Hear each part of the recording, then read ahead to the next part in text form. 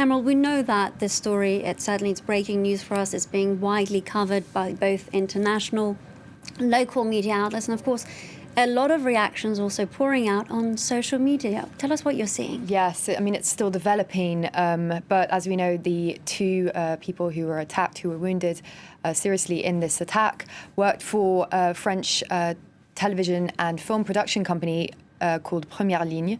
Their offices were, of course, where the former officers of Charlie Hebdo were. And you have here a photo of Prime Minister Jean Castex, amongst others, arriving on the scene where he spoke earlier today. The president of Première Ligne spoke to BFM TV, a French news channel, earlier, and he confirmed that the two collaborators who were attacked were actually only attacked by one man. So although there are two people in custody, only one of them was apparently on the scene who actually attacked. So this is a photo from where the man was arrested.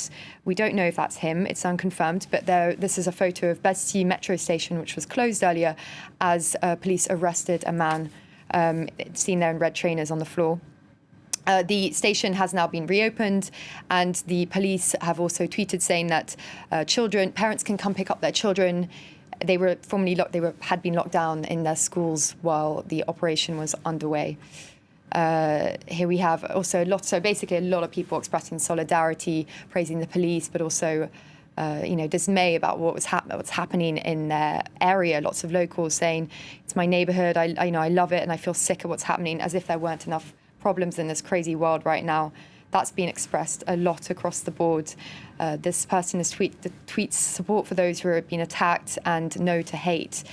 Of course, at the moment, it is being investigated as terrorism, but we don't know much more than that. We don't know the motives of the attacker. Of course, that hasn't stopped politicians from wading in, having their say already on what they think. It's politicizing, let's say. Jean-Christophe Lagarde, he's a centre-right politician, says we must all stand in solidarity with the victims and have confidence in our security forces who are hunting down the criminals. Terror will never win.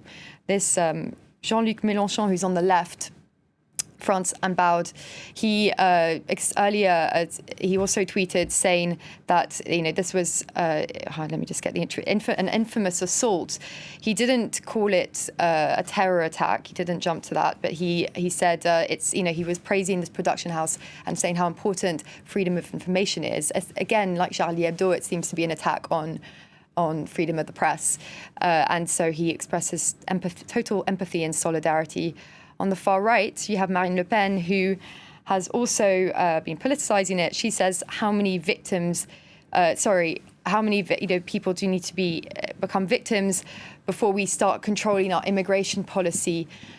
This is after reports that the man was of Pakistani origin, but we still don't know much about that. But she's already sort of said we need to hunt down Islamism.